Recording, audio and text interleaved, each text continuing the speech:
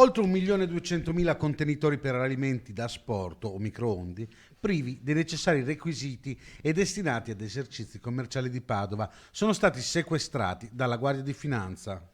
Ciotole di plastica e bacchette prive dei test necessari per l'attestazione di conformità europea.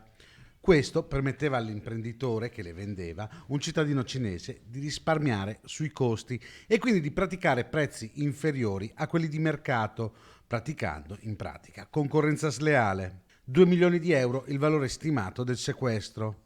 Tutti prodotti molto richiesti in questo periodo di limitazioni perché rivolti a ristoranti per asporto o usati nelle consegne a domicilio. Il titolare dell'azienda è stato denunciato alla Procura della Repubblica di Padova per i reati di frode contro le industrie nazionali, frode nell'esercizio del commercio e commercio di prodotti pericolosi.